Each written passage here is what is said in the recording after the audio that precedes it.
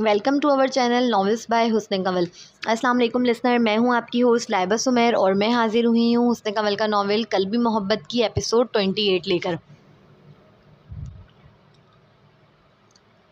तो आइए हम शुरू करते हैं जी। तो आज की एपिसोड बहुत मज़ेदार सी है। मुझे भी पढ़ने से पहले बड़ा तजस्सुस हो रहा है कि क्या होगी। चले तो हम पढ़ते हैं, शुरू करते हैं। फैमिली पिकनिक पर चलोगी? पुरुमीद लहजे में इस्तफसार किया। लफ्ज़ फैमिली सुनते ही इस लड़की के दिल को कुछ हुआ, मगर चेहरे पर तासुर ना लाई। अगर इनकार करूं तो? मुकाबिल को मुड़कर देख दोनों हाथ भरम से फोल्ड कर इस्तफसार किया। यानी तुम नहीं जाना चाहती? इसकी बात से मतलब अखज़ करते। अपने बेटे के साथ मैं क्यों ना जाऊं? वो तुम हो जिसे मैं ले जाना नहीं चाहती। वो तुम हो मिस्टर नुमान वलीद जिसे मैं अपनी फैमिली में शामिल नहीं करना चाहती और ना कभी करूंगी। उसके करीब आकर सिया आंखों में झाँक कर अपना अक्स देखते अकड़ कर अपनी शहादत की उंगली उस खूबरू नौजवान के सीने के मुकाम पर ठोकने वाले अंदाज में मारते मुंह बसोर कर कतई लहजे में बोली, तो तुम बस अपने बेटे का ध्यान रखो, मुझे और कुछ चाहिए भी नहीं तुमसे। उसके जुमले शदीद नागवार गुजरे थे मुकाबिल को, निहायत लापरवाही से अपने उल्टे हाथ से उसकी उंगली पकड़कर नीचे झटकते हुए। यकीन जानो हमारे जज्बात एक जैसे हैं। अगर अर्शिमान की ख्वाहिश ना होती तो मैं कभी तुम्हें अपनी ज़िंदगी में आने ना देता। फैमिली बनाना तुम्हारे साथ तो बहुत दूर की बात ठहरा। तंजिया मुस्कुराहट अनाबी होठों के किनारों पर सजाए बेनियाजी से उसके वजूद को तकते हुए कहा, फिर मुड़कर वापस अपनी खीर बनाने लगा। उसके जुमले नश्तर की तरह चुभे थे मुकाबिल के दिल को। वो मुंह बसोर कर बाहर आ गई थी। चलो देर हो रही है। वो सारा सामान गाड़ी में रखकर बैठ चुका था। अर्शिमान पीछे पैसेंजर सीट पर बैठा खिड़की से बाहर अनम की राह तक रहा था, बिल्कुल उसी तरह जैसे नुमान तक रहा था। नुमान मुसलसल हॉर्न पर हॉर्न दे रहा था। कहाँ रह गई तुम्हारी मॉम अर्शिमान? उसने बैक व्यू मिरर में अपने नन्हे शहजादे को देखते हुए इस्तफसार किया। पता नहीं, जिस पर वो लाइल्मी के साथ कंधे उचकाने लगा।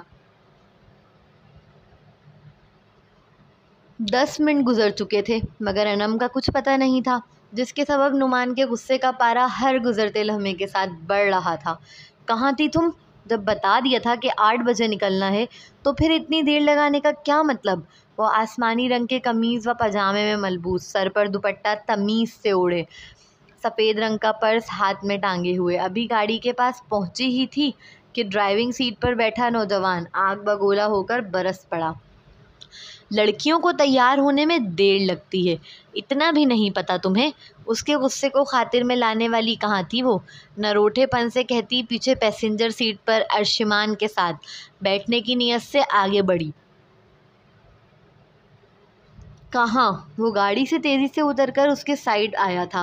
वो डोर खोलती इससे कबल ही नुमान ने डोर पर हाथ रखकर दांत पीसते दुनिया जहाँ की बेजारी आंखों में सजाए इस्तफसार किया। नज़र नहीं आ रहा क्या? अपने बेटे के साथ बैठने जा रही हूँ। वो भी सपाट से लहजे में जवाबदा हुई। तुम्हारे बाप का ड्राइवर नहीं हूँ मैं, मेरे साथ आगे बैठो। बग़ैर मज़ीद वक्त ज़ाया किए वो हाकिमाना अंदाज में कहता उसके लिए डोर खोलकर खड़ा हुआ। और ना बैठूं तो? वो हसीन मखमली गुड़िया चैलेंजिंग अंदाज में। भूली नहीं थी वो, सिर्फ अपने बेटे के लिए लाया है उसे। लगा जैसे बज़ात खुद उसकी कोई अहमियत व वक़्त नहीं इस संगदिल की निगाह में। तो जब बेटे के लिए लाया है तो ख़ुद क्यों हर वक्त करीब आने की कोशिश करता है? क्यों अपनी बीवी बनाने की सही में जुटा रहता है? क्या ज़रूरी है हर वक्त सीन क्रिएट करना? वो खासा झंझलाते हुए पूछ रहा था। मैं सीन क्रिएट कर रही हूँ या तुम? मैं सिर्फ अपने बेटे के लिए इस पिकनिक पर जा रही हूँ, तुम किसी खुशगुमानी में मत रहना। अनम खासा जताते हुए दांत पीसते हुए गोया हुई। अपने आप को इतनी अहमियत मत दो, मैं भी तुम्हें सिर्फ अपने बेटे की खुशी के लिए ही लेकर जा रहा हूँ। वो तड़ाक सा जवाब देते हुए जिस पर मुकाबिल के तन बदन में आग सी लगी थी। अपना सीना भारी होता महसूस हुआ, कानों से जैसे धुआं निकलने लगा। वो लड़का शदीद तस्लील करके डोर ज़ोर से बंद कर अपनी सीट पर जाकर बैठ गया था। अर्शिमान, आप डैड के साथ आगे आ जाओ। उसका गुस्सा आसमानों से बातें कर रहा था। वह मुश्किल अपने गुस्से पर ज़ब्त कर सीट से सर टिकाकर एक गहरा सांस भरा। अर्शिमान खिड़की से देख चुका था अपने वालिदैन को बहस करते। अर्शिमान के वालिदैन कोई हैप्पी कपल नहीं, वो तो हर वक्त लड़ते रहते हैं। وہ ننھا شہزادہ دل ہی دل میں سوچتے ہوئے اداس ہو کر اثبات میں سر ہلاتا ہوا اپنے والد کے کہنے پر گاڑی سے اترا۔ جہاں انم ڈور کھول کر پیسنجر سیٹ پر بیٹھی، وہیں ارشمان دوسرے ڈور سے اتر کر آگے اپنے ڈیڈ کے ساتھ بیٹھنے چل دیا تھا۔ نعمان نے دلجری نگاہوں سے ایک بار مرر میں انم کو دیکھا، جو اسے ہی غصیلی و خفگی بھری نگاہوں سے تک رہی تھی۔ گاڑی اسٹارٹ ہوئی تو انم کو اپنے اکیلے ہونے کا احساس ہونے لگا۔ ارشمان نے اسکرین آن کر لی تھی اور اس پر کارٹون لگا کر دیکھنے میں مگن تھا۔ نعمان اور وہ وقفے وقفے سے کارٹون کے کرداروں پر تبصرے کر رہے تھے، جس سے انم کو محسوس ہوا کہ نعمان کارٹون بہت شوق سے دیکھتا ہے۔ وہ دونوں باپ بیٹے کو حسرت بھری نگاہ سے دیکھ رہی تھی۔ 9 ماہ بعد وہ باپ بیٹے اسی طرح ساتھ ہوں گے، مگر وہ تو ان کی زندگی میں کہیں نہیں ہوگی۔ نعمان اس سے ارشمان کو چھین کر لے جائے گا، یہ خیال اب اس کے دل کو ستانے لگا۔ وہ بہت اکیلا پن محسوس کرنے لگی۔ آنکھوں میں موٹے موٹے آنسو بھر آئے، دل چاہا کہ زور زور سے روئے۔ وہیں دوسری جانب ارشمان بہت اداس ہو گیا تھا اپنے والدین کو لڑتا دیکھ۔ یہی سبب تھا کہ وہ کچھ نہیں بول رہا تھا انم سے، چپ چاپ بیٹھ کر کارٹون دیکھ کر اپنا سفر کاٹ رہا تھا۔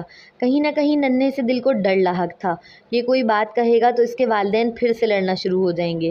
چائے پیو گی؟ 2 گھنٹے کی ڈرائیو کے بعد نعمان نے گاڑی ایک ہوٹل پر روکی تھی۔ ایسا نہیں کہ وہ نوجوان نہیں جانتا کہ اس کی مخملی گڑیا کافی دیر سے کھڑکی سے باہر دیکھتے ہوئے مسلسل اپنے آنسو صاف کر رہی ہے۔ اس نے گاڑی سے اتر کر انم کی سائڈ کا ڈور کھول کر نرمی سے استفسار کیا۔ نہیں، اس گڑیا کی گرے آنکھیں شدید سرخ تھیں۔ وہ نروٹھے پن سے کہہ کر منہ پھیر کر بیٹھ گئی۔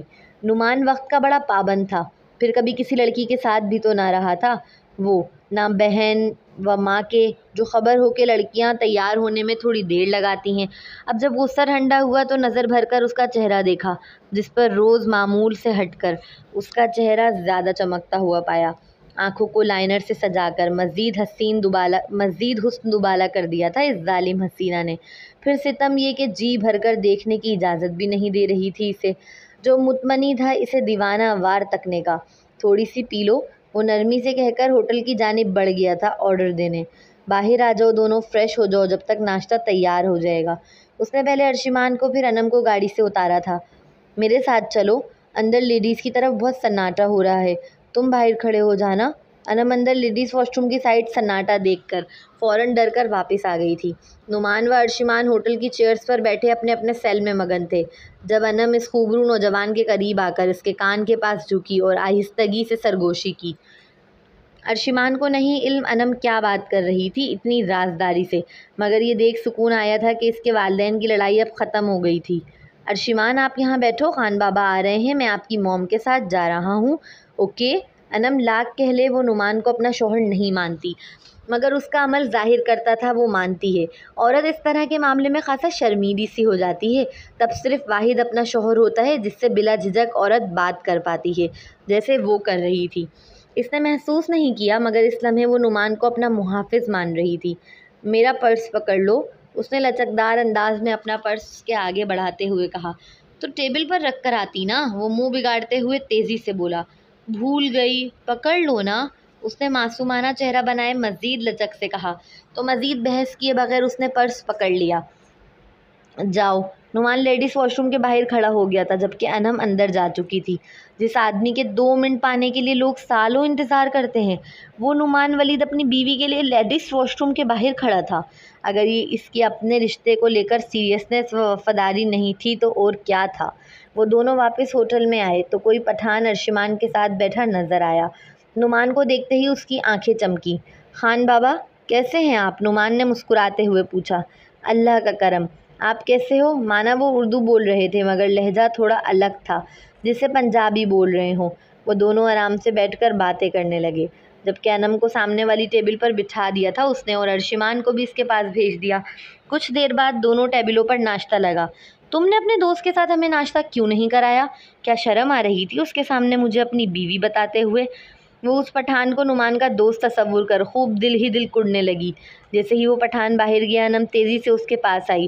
اس لمحے نعمان بھی چیئر سے اٹھنے ہی لگا تھا جب اس مخملی گڑیا نے اس کا راستہ روکتے ہوئے دونوں ہاتھ اس کی چیئر پر جماتے جھک کر ان سیاہ گرے آنکھوں میں ان سیاہ گہری آنکھوں میں آنکھیں ڈال غصے سے استفسار کیا۔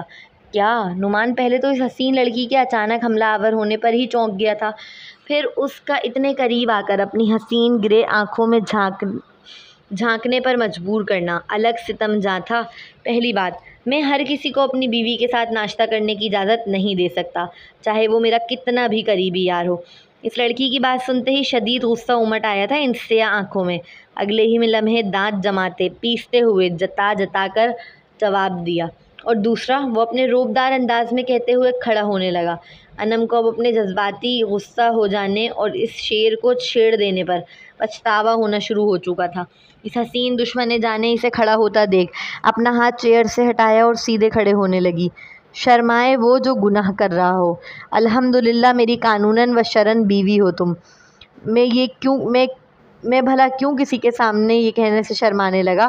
اس کا نازک بازو اپنی گرفت میں لے کر ایک ایک لفظ خاصا جتاتے ہوئے اس کی خوبصورت گرے آنکھوں میں دیکھتے ہوئے ادا کیا، پھر جھٹکے سے اس کا بازو اپنی گرفت سے آزاد کر اپنا سیل ٹیبل سے اٹھا کر باہر چل دیا۔ میں ہر کسی کو اپنی بیوی کے ساتھ ناشتہ کرنے کی اجازت نہیں دے سکتا۔ اس ستمگر کا یہ جملہ بارہا کانوں میں گونج رہا تھا۔ اس جملے میں ایسا کیا خاص تھا جو وہ چاہ کر بھی اس جملے کے لمس سے اپنے دل کو بچا نہیں پا رہی تھی؟ ہاں، لمس۔ کچھ جملے، کچھ الفاظ اپنا لمس رکھتے ہیں، ایسا لمس جو دل کو اپنا گرویدہ و ذہن کو جکڑ لیتا ہے۔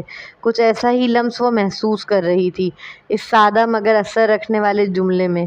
وہ گاڑی کے پاس چلتی ہوئی آئی تو اس خوبرو نوجوان کو پیسنجر سیٹ کا ڈور کھولے اپنا منتظر کھڑا پایا۔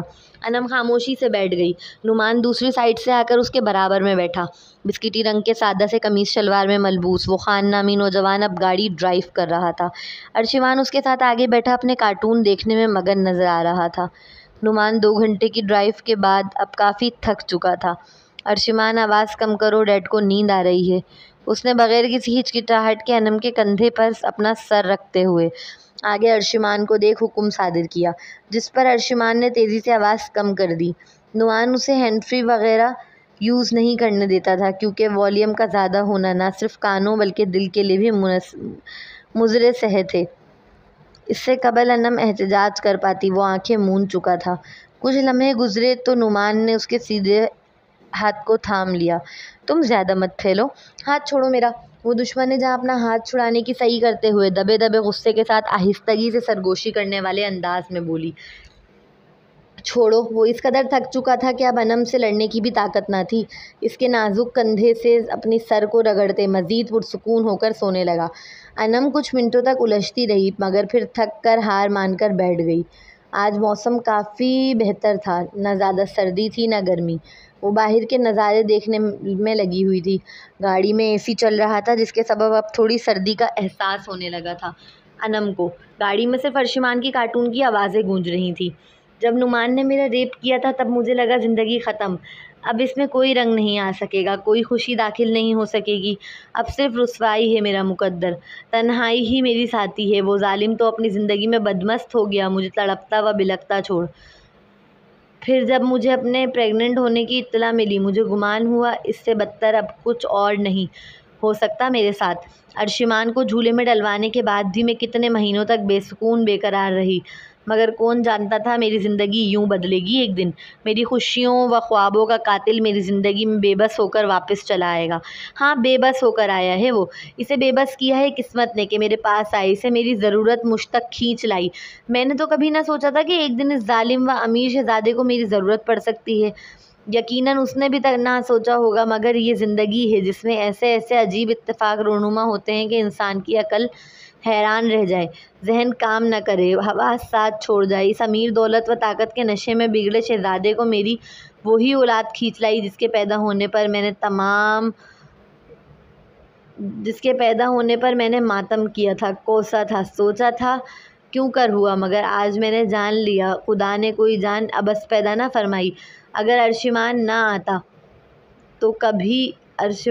آتا تو کیا یہ ظالم واپس میری زندگی میں آتا؟ کیا یہ اپنے حصے کی سزا کو قبول کرتا؟ کیا یہ اپنے کیے ظلم کی معافی مانگتا؟ نہیں، ہرگز نہیں۔ بہت مجبور ہو کر آیا ہے وہ، نہیں بلکہ لایا گیا ہے وہ، نہیں کھینچ کر لایا گیا ہے۔ انسان دوسروں پر ظلم کی آندھیاں ڈھا کر خود آرام سے نرم بستر پر سوتا رہے، مگر وہ خدا ہے جو سب کا ہے، وہ نہیں بھولتا، اس کا وعدہ حق ہے، بے شک وہ اپنے وعدے کا پکا ہے۔ وہ باہر قدرت کے حسین نظارے دیکھتے ہوئے اپنی ہی سوچوں میں ڈوبی ہوئی تھی۔ اس نے آہستگی سے آنکھیں موند لیں۔ کچھ دیر بعد نعمان کی آنکھ کھلی تو اس نے انم کو دونوں ہاتھ پھوڑ کر سر سینے سے ٹکائے سوتا ہوا پایا۔ چہرے پر ایک خوبصورت مسکراہٹ بکھری۔ اے سی تھوڑا کم کر دو خان بابا، اس نے آہستگی سے حاکمانہ انداز میں کہا، جسے سنتے ہی خان بابا نے اے سی کا ٹیمپریچر کم کر دیا۔ اس خوبرو نوجوان نے اپنا کوٹ اتار کر انم کے کندھے پر آگے سے ڈالا اور پھر خود مزید اس سے لگ کر بیٹھ گیا۔ اس کے سر کو آہستگی سے اپنے ہاتھ سے اپنے کندھے پر گرایا۔ وہ گہری نیند میں تھی۔ اس کے مضبوط بازوؤں سے اپنے دونوں ہاتھوں کو لپیٹ کر مزید کمفرٹیبل ہو کر سونے لگی۔ نعمان مسکراتے ہوئے اسے اپنے کندھے پر سوتے ہوئے تک رہا تھا۔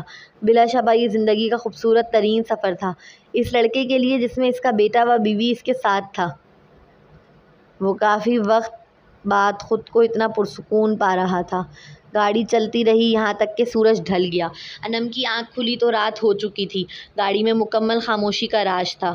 یقیناً ارشمان بھی تھک کر سو چکا تھا۔ اس کی سیٹ کافی کمفرٹیبل کر دی تھی نعمان نے۔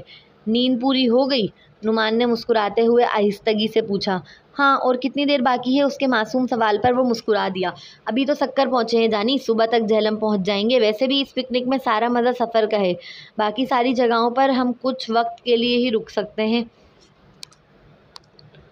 بس، اس نے ڈرائیونگ سیٹ کے بیگ پر لگی جالی سے اپنا چھوٹا بلیک رنگ کا بیگ نکالتے ہوئے بتایا، پھر بیگ سے بسکٹ کا باکس نکال کر اسے کھولا۔ یہ لو، پہلے بسکٹ کا خود ایک لقمہ لیا، پھر اپنا بچا ہوا اس مخملی گڑیا کے آگے کر دیا۔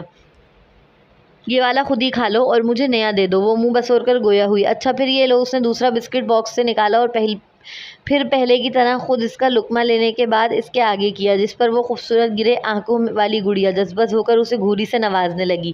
مجھے تمہارا جھوٹا نہیں کھانا، وہ تیزی سے منہ بگاڑتے ہوئے بول اٹھی۔ یہی ملے گا، کھانا ہے تو کھا لو ورنہ بھوکی رہو۔ ویسے میں بتا دوں، ہوٹل پہنچنے میں کم از کم 4 گھنٹے تو لگیں گے۔ اس کی بات سنتے ہی انم کا شاکڈ سے منہ کھلا رہ گیا تھا۔ 4 گھنٹے؟ اس نے صرف صبح کا ناشتہ کیا ہوا ہے، اب کافی بھوک لگی ہوئی تھی اسے۔ تمہیں کیا ملے گا مجھے اپنا جھوٹا کھلا کر؟ وہ لڑنے والے انداز میں ایک آئی برو اچکا کر پوچھنے لگی۔ محبت؟ ہاں، مقابل نہ سمجھی سے۔ وہ میں نے سنا ہے کہ جھوٹا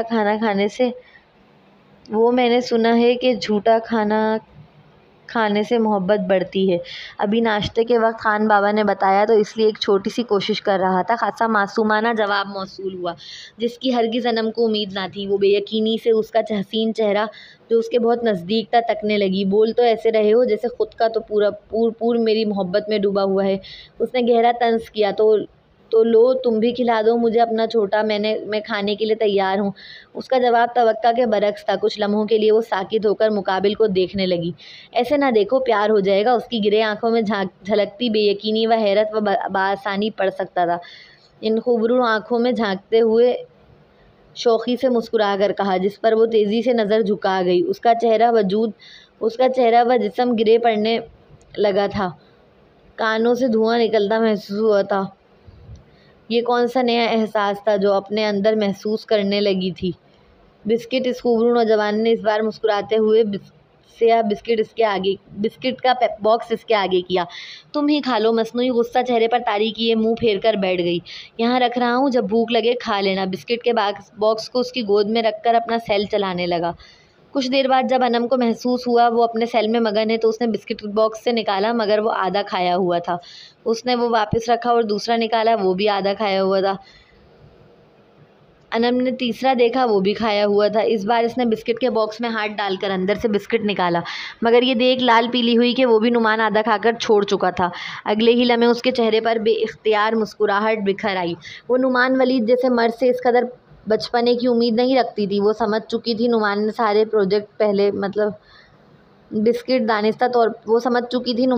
بسکٹ دانستہ طور پر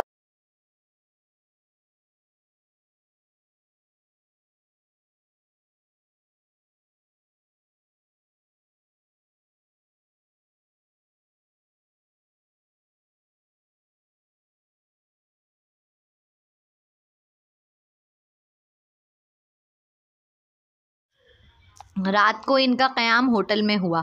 نعمان فریش ہو کر آیا تو انم بیڈ پر سوتی ہوئی نظر آئی۔ ڈیڈ آ جائیں، ویڈیو گیم کھیلتے ہیں۔ موم تو ویسے بھی سو گئی ہیں۔ ارشمان کی دعوت پر وہ اپنی کالی ٹی شرٹ پہنتے ہوئے اس کے ساتھ صوفے پر آ کر بیٹھا۔